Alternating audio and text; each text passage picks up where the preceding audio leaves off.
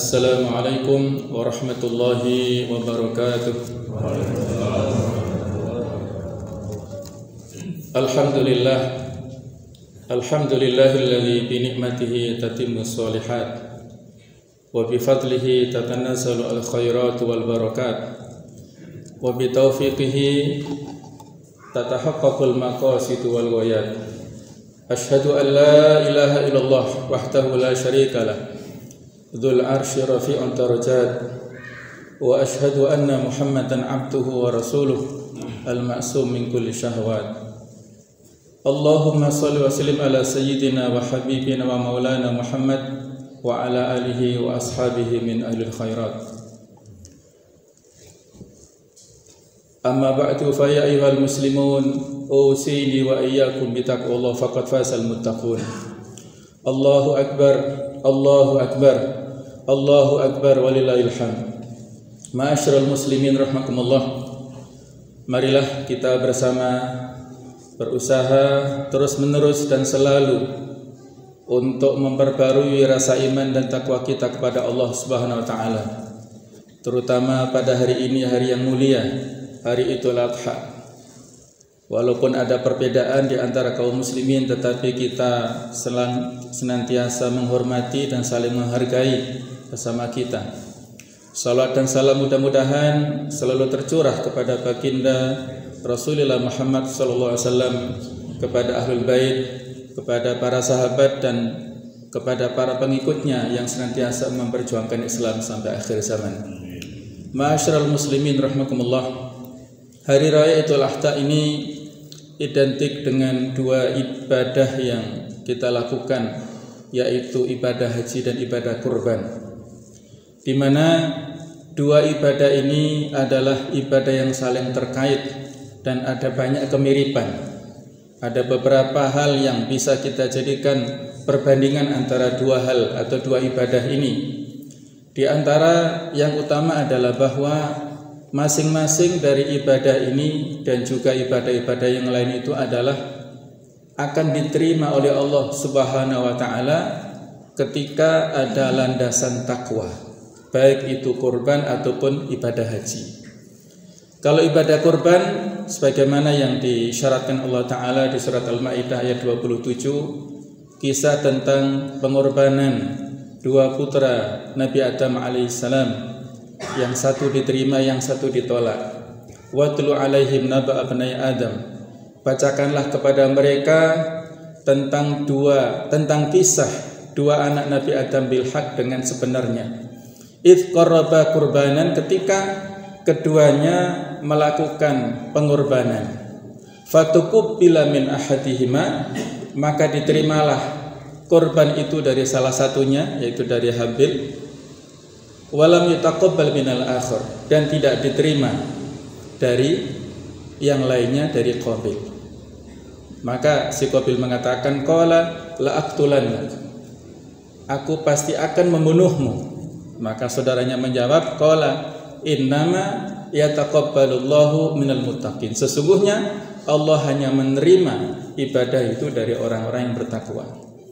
Si Habil, beliau adalah seorang peternak, mengorbankan domba yang terbaik, sementara si Qabil seorang petani hanya mengorbankan seikat rumput.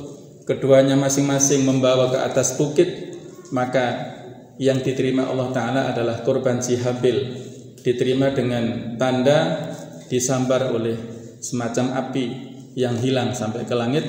Itu menunjukkan Allah menerima korbannya. Qabil ketika tidak diterima bukan malah insaf, tapi malah dendam, memberikan ancaman kepada saudaranya, la aqtulanna. Maka saudaranya mengatakan, innama yataqabbalullahu minal muttaqin.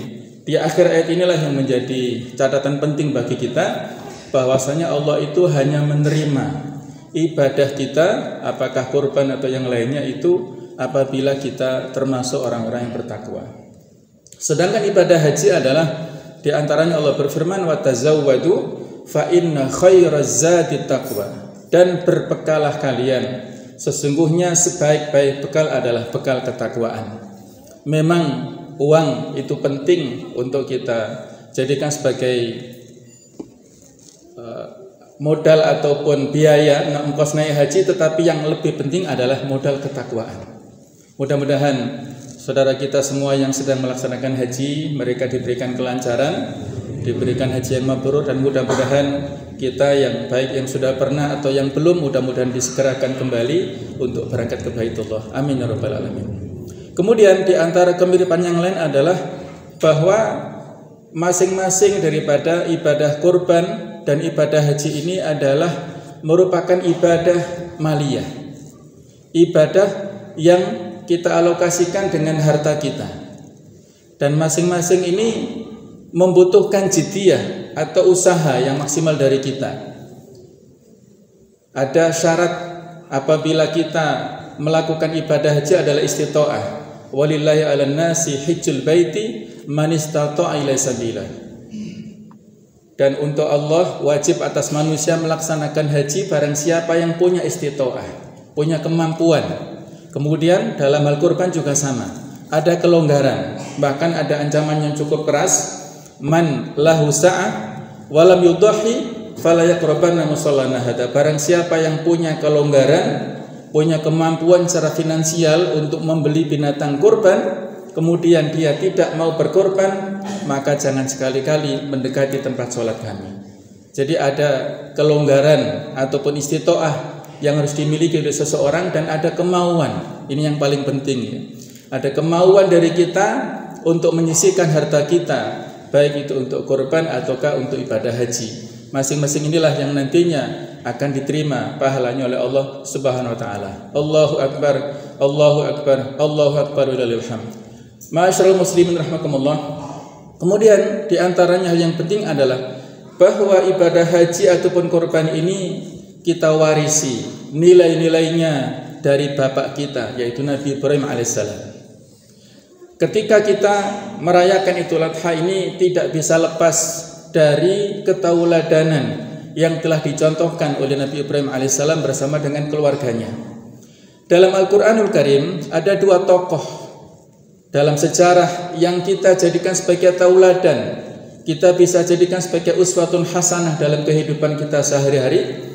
Tokoh pertama adalah Nabi Ibrahim alaihissalam, yaitu di surat Al-Mumtahanah ayat yang keempat, Allah berfirman, qad kanat lakum uswatun hasanah fi Ibrahim walladzina ma'ah.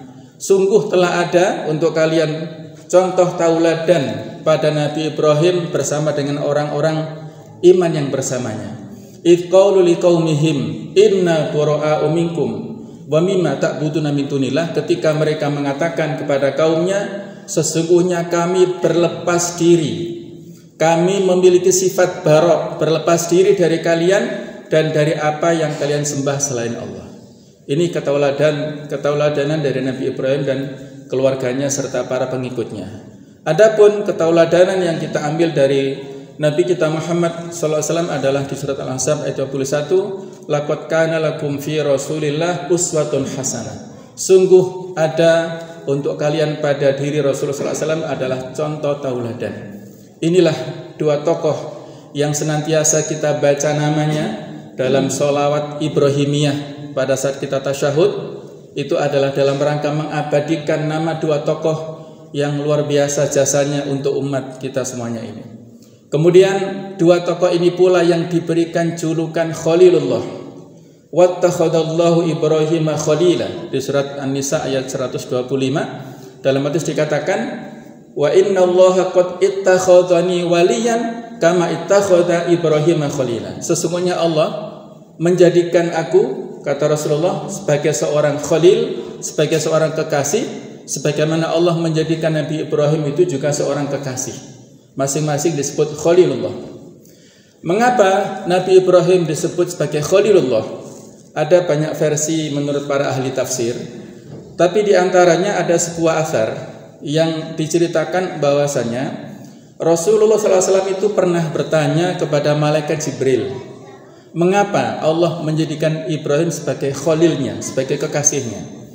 Maka malaikat Jibril mengatakan bahwa Nabi Ibrahim ini adalah seorang yang dermawan. Sekali-kali tidak pernah makan sendirian. Beliau pasti mengundang orang lain, keluarganya ataupun siapapun orang yang lewat di hadapan rumahnya diundang untuk bersama-sama makan bersama beliau, sehingga itulah beliau mendapatkan predikat Khalilullah. Ada versi ulama yang lainnya mengatakan Khalil dari kata-kata al-khallah. Al-khallah bimana al-faqr, yaitu fakir. Fakir itu artinya butuh.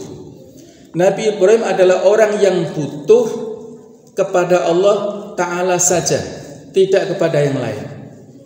Pada saat beliau mau dilempar ke api yang sangat panas, malaikat Jibril datang untuk menawarkan bantuan. Nabi Ibrahim, mau nggak saya bantu? Kata Ibrahim, ammalaka fala, kalau bantuan darimu fala, tidak. Amma minallah fabala, kalau bantuan datang dari Allah maka iya, saya mau mendapatkan bantuan dari Allah Ta'ala. Inilah luar biasa ketawakalan dan kebutuhan dia, totalitas hanya kepada Allah Subhanahu wa Ta'ala. Allahu Akbar, Allahu Akbar, Allahu Akbar walillahil hamd. Kemudian jemaah sekalian rahimakumullah, kalau kita lihat bahwasanya ketauladanan yang diberikan oleh Nabi Ibrahim sangat luas. Di antaranya Al-Qurtubi mengatakan menafsiri dari ayat Al-Qur'anul Karim surat Al-Baqarah ayat 124, wa idzibtala Ibrahim rabbuhu bikalimatin fa'atammahun. Dan ingatlah ketika Allah Ta'ala memberikan ujian kepada Nabi Ibrahim dengan kalimat-kalimat, maka Nabi Ibrahim menyempurnakannya. Apa yang dimaksud dengan kalimat? Ini banyak penafsiran dari para ahli tafsir. Di antaranya Al-Qurtubi mengatakan bahwasanya al-kalimat itu adalah al-ibtila, al-ikhtibar, al-imtihan, yaitu cobaan, ujian yang datang dari Allah Ta'ala, yang isinya adalah amrun wa ta'abbud, yaitu perintah dan penghambaan diri kepada Allah Ta'ala untuk ibadah itu. Kalau kita lihat apa yang telah disempurnakan Nabi Ibrahim, dilaksanakan berbagai macam ujian-ujian. Di antaranya menurut sebagian ulama mengatakan yaitu di antaranya dari sudut pandang kebersihan. Nabi Ibrahim memberikan contoh kepada kita tentang bagaimana kita harus menjadi pribadi yang bersih. Ada beberapa sunnah fitrah yang kita warisi sampai sekarang, itu kita warisi di antaranya dari Nabi Ibrahim, yaitu membersihkan kepala kita, mulai dari memotong rambut, membersihkan rambut, kemudian kita berkumur, menghirup air ke hidung dan mengeluarkan lagi. Itu adalah kita warisi dari Nabi Ibrahim alaihissalam. Termasuk juga dalam ini adalah bersiwak, ya, membersihkan gigi kita. Kemudian dari kepala ke bawah di antaranya adalah mencukur bulu kemaluan, kemudian mencukur ketiak, khitan, dan istinja dan sebagainya. Ini adalah juga kita warisi dari sunnah yang kita contoh dari Nabi Ibrahim alaihissalam, dan itu ditetapkan lagi oleh Nabi kita Muhammad sallallahu alaihi wasallam. Kalau dalam versi usul fikih ada yang namanya syar'u man qablana, syariat umat sebelum kita. Itu kata para ulama syar'un lana, menjadi syariat bagi kita selama ada penetapan ulang dari Nabi Muhammad sallallahu alaihi wasallam. Di antaranya yang sudah kita sampaikan masalah korban, kemudian sunnah-sunnah yang lainnya termasuk puasa 3 hari, itu adalah dalam setiap bulannya. Ayamul Bid tanggal 13, 14, 15 itu kita warisi dari Nabi Adam alaihissalam. Kemudian puasa Nabi Daud 1 hari puasa, 1 hari tidak, itu kita warisi dari Nabi Daud. Jadi selama kita ditetapkan oleh Islam, maka itu adalah syariat untuk kita yang apabila kita lakukan kita mendapatkan pahala. Abdullah bin Abbas mengatakan bahwa kalimat-kalimat yang disempurnakan Nabi Ibrahim ini sangat banyak. Di antaranya bahwa Nabi Ibrahim alaihissalam diperintahkan untuk meninggalkan kaumnya ketika mereka tidak bisa diluruskan lagi. Mereka menyembah berhala, sudah dikasih dakwah sekian banyak, tetapi masih terus-menerus dalam kesyirikannya. Maka Nabi Ibrahim meninggalkan, tadi sudah kita singgung di ayat 4 Al-Mumtahanah, inna bura'u minkum, kami terbebas dari kalian, berlepas diri. Kemudian Nabi Ibrahim yang kedua adalah membantah hujah argumen Namrud yang mengaku sebagai Tuhan yang bisa menghidupkan, bisa mematikan. Kemudian Nabi Ibrahim memberikan tantangan, fa innallaha ya'ti bisyamsi minal masyriq fa'ti biha minal maghrib fabuhital ladzi kafar. Allah menerbitkan matahari dari sebelah timur, menenggelamkan dari sebelah barat, maka coba balik, terbitkan dari barat, tenggelamkan dari timur, maka dia tidak mampu membalas hujah seperti itu. Itu bisa kita baca di surat 2 ayat 258. Kemudian beliau memiliki kesabaran yang luar biasa ketika dilempar ke api yang sudah kita singgung tadi. Bisa kita baca juga di surat Al-Anbiya 68 sampai 70. Yang keempat adalah beliau hijrah meninggalkan tanah airnya, tanah kelahirannya itu di negeri Ur atau Babilonia. Beliau berhijrah ke Palestina. Kemudian dari Palestina beliau diperintahkan untuk ke Mesir. Ke Mesir kembali lagi ke Palestina, menetap di sana. Dan kemudian yang keenam adalah meninggalkan Hajar dan Ismail di negeri tandus yang bernama Bakkah atau Mekkah. Bisa kita baca di surat Ibrahim ayat 37. Kemudian yang ketujuh adalah beliau bersabar saat diperintah untuk menyembelih putranya, tetapi kemudian diganti dengan seekor domba yang sangat besar dari perintah Allah Ta'ala. Kemudian yang kedelapan adalah perintah untuk membangun Ka'bah. Yang itu bisa kita baca di surat Al-Baqarah ayat 127. Wa id yarfa'u Ibrahimul qawaida minal baiti wa Ismail. Ingatlah ketika Nabi Ibrahim dan putranya Nabi Ismail diperintahkan untuk membangun pondasi Ka'bah. Sebenarnya pondasi Ka'bah sudah ada, dibangun oleh Nabi Adam dan Nabi Syith, tetapi dilanda banjir saat Nabi Nuh itu, kemudian hilang. Dan akhirnya Allah memerintahkan kepada Nabi Ibrahim untuk membangun ulang Ka'bah, ditunjukkan titiknya lewat malaikat Jibril, dan Ka'bah itulah yang kita jadikan kiblat sampai sekarang oleh kaum muslimin, dan mudah-mudahan kita semuanya insyaallah bisa berkunjung ke sana. Amin ya rabbal alamin.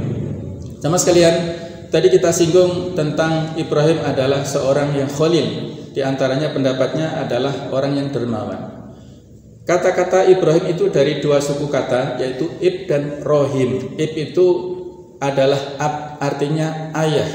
Sedangkan Rohim adalah Rohim, yaitu yang penyayang.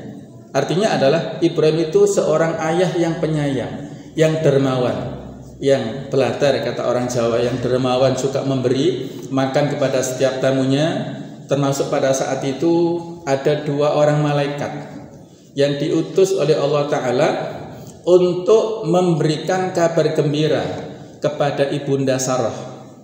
Jadi Sarah sudah usia 60 tahun, sudah sedih ya, tidak punya anak sekian lama. Maka Allah mengutus dua malaikat yang menyamar sebagai pemuda yang tampan-tampan. Ada dua misi di dua malaikat ini, yaitu yang pertama memberikan kabar gembira kepada Sarah Sarah akan mengandung dan punya anak yang bernama Ishak. Dan misi yang kedua disuruh untuk pergi ke Yordania. Jadi antara Ibrahim dan Lut ya, itu ada satu masa ya. Ibrahim di Palestina, Nabi Lut itu di Yordania. Di Yordania kaumnya Nabi Lut ini melakukan banyak penyimpangan seksual, ada disorientasi seksual, mereka menyukai sesama jenis ya. Maka sudah didakwakan sekian lama, tidak mau insaf, tidak mau tobat, Allah mengutus dua malaikat yang menyamar sebagai pemuda. Setelah dari Nabi Ibrahim, mereka pergi ke Yordania untuk mendakwahkan mereka, tapi mereka nggak mau. Justru kaumnya Nabi Lut itu bernafsu melihat dua pemuda yang sangat tampan, maka Nabi Lut menutup pintunya. Mereka sudah mendobrak mau masuk ke rumah itu, tapi tidak bisa, dan akhirnya Allah mendatangkan murka yang amat sangat ya, kepada kaumnya Nabi Lut ya. Jemaah sekalian, Allahu Akbar, Allahu Akbar, Allahu Akbar. Inilah banyak sekali hikmah dan pelajaran bisa kita ambil bagaimana perjuangan Nabi Ibrahim bersama dengan keluarganya, ketawakalannya, keikhlasannya, kemudian berserah diri kepada Allah Ta'ala, kemudian keberaniannya, pengorbanannya, dan juga Ibrahim dan keluarganya adalah memiliki keluarga yang sakinah, Mudah-mudahan yang sedikit ini bisa memberikan pelajaran kepada kita semuanya untuk selalu mengkaji perjalanan hidup beliau bersama dengan keluarganya, dan dengan itulah insya Allah kita akan menjadi semakin cinta kepada para nabi dan rasul, semakin bisa menjadikan pelajaran hidup mereka sebagai contoh dalam kehidupan kita sehari-hari. Mudah-mudahan Allah Ta'ala memberikan keluarga kita semuanya sakinah mawaddah rahmah, kita diberikan istiqomah dalam kebenaran, kita senantiasa taat dalam Islam dan aturannya, dan mudah-mudahan kita semuanya meninggal dalam keadaan yang husnul khatimah. Amin ya rabbal alamin. Assalamualaikum warahmatullahi wabarakatuh.